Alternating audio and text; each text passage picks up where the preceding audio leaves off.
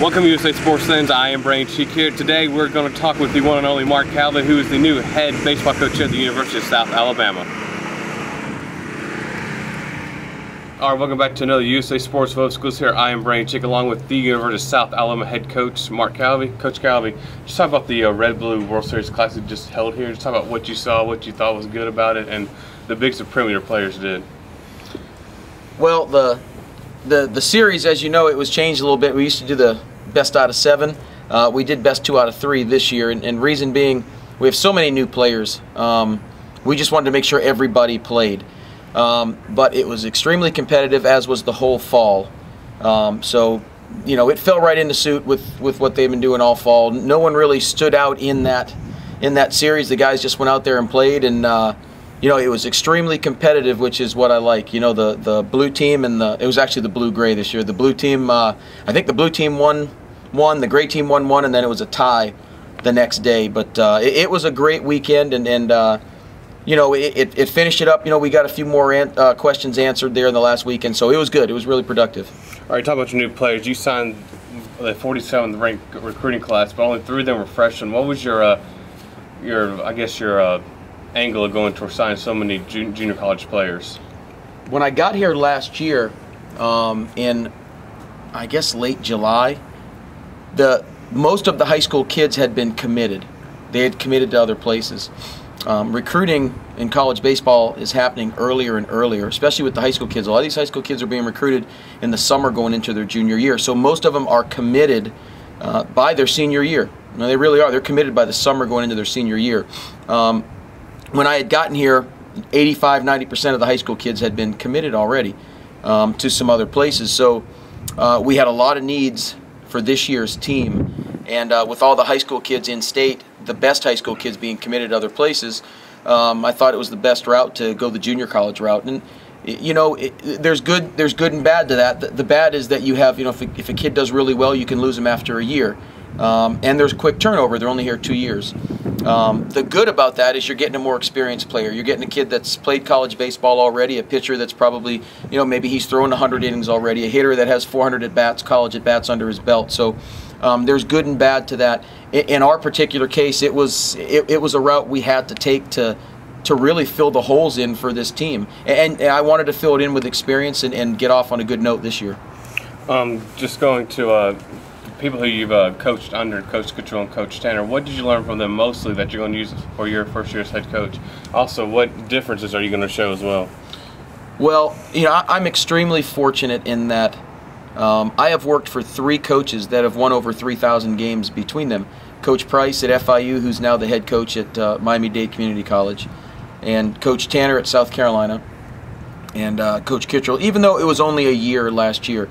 I've been extremely fortunate to work for 3 very, very good coaches and men. You know, I've taken a lot from them. What you know, is there anything obvious, you know, that I would say I've taken from this guy or that guy? I can't put my finger on, you know, on one thing. Obviously, being around Coach Price and Coach Tanner for 17 years, I mean, basically my whole career. Coach Price for 11 and Coach Tanner for 6. You know, there's a lot of things I found myself this year. I'm like, wow, Ray did that, you know, or it's kind of like, man, I'm talking like my dad now, you know. As a parent, I'm a parent now, and I just sounded like my mom right there. Well, I've stood on the field sometimes. I'm like, I just sounded like Coach Price right there, you know. So being around those guys, they were such a great example for me, both off and on the field. You know, I just hope I have a chance to be as successful as the 3 head coaches that I've worked for. But yeah, I've been extremely lucky. I know there's you know, Coach Price liked to steal a lot, and Coach Tanner was a lot more conservative. I know Coach Kittrell liked the small game and to do some things and like a press offense. I think I'm going to be, you know, a combination of all those guys. I think I'll take you know, a lot of the things that just, you know, by being around them, you know, you absorbed. I think that'll come out on the field. You know, we're going to try to be aggressive, and we're going to play small ball when we have to, and we're going to try to hit a 3-run home run when we have to. You know, we're going to do some different things, but pitching and defense, and that was the staple of Coach Price and Coach Tanner and Coach Kittrell, and, you know, it'll be our staple here, you know, hopefully.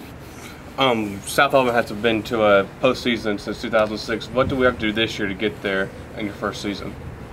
Well, you got to win in the league.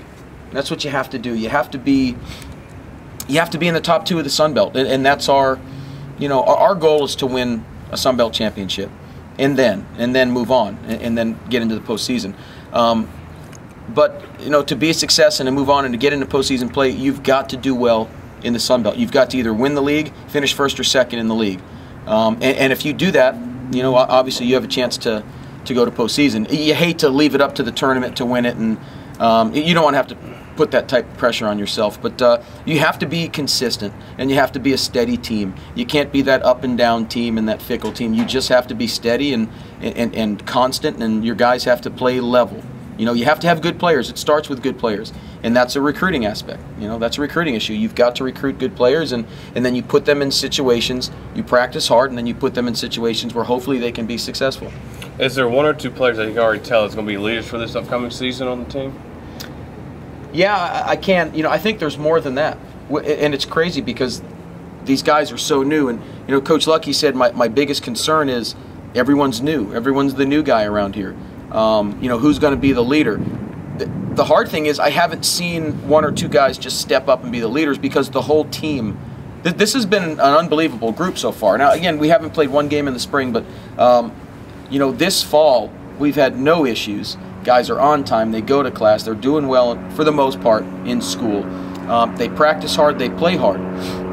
So they've kind of been a group that police one another. They've taken care of one another the past 3 or 3.5 months, and I wouldn't say 1 guy has come up to the forefront. I mean, it's really been like 10 or 12 guys. It's been a whole team that they just want to win. They want to win. Now, we'll see in the spring, when you go through some adversity, and adversity brings out your best leaders. It really does. Adversity does it, and we'll go through it this spring. We'll go through it like any team does, any program does, and we'll see then. We'll see then who the true leaders of the team are. All right, there you have it for USA Sports Web exclusive with the University of South Alabama head coach, baseball coach, Mark Calvi. All right, there you have the interview with the new University of South Alabama baseball coach, Mark Calvi. Now, for more web exclusives, check out our Facebook page, www.facebook.com/USA Sports. Also, check out our website, www.usasportshow.com.